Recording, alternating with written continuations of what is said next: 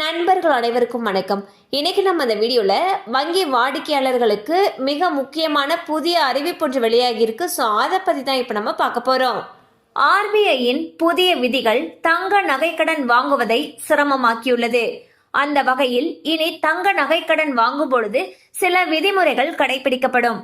அதன்படி கடன் அளிப்பவரின் ரிஸ்க் மேனேஜ்மெண்ட்டை ஆராய வேண்டும் என்று வங்கிகளுக்கு ஆர்பிஐ அறிவுறுத்தியுள்ளது. முறையாக மதிப்பீடு செய்த பிறகே கடன் வழங்க வேண்டும். கடன் வாங்குபவர் அதை திருப்பி மீட்கும் தகுதி உள்ளவரா என்பதை செக் செய்ய வேண்டும்.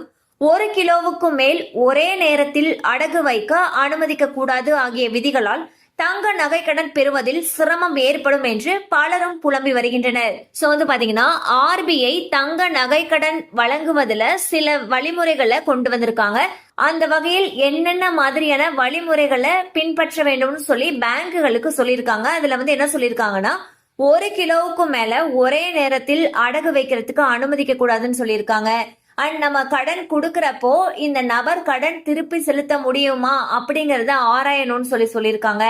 அது மட்டும் இல்லாம கடன் அளிப்பவருடைய ரிஸ்க் மேனேஜ்மெண்ட் இந்த மாதிரி விஷயங்கள் எல்லாம் முறையா ஆராய்வு செய்த பின்புதான் கடன் வழங்கணும்னு சொல்லியிருக்காங்க.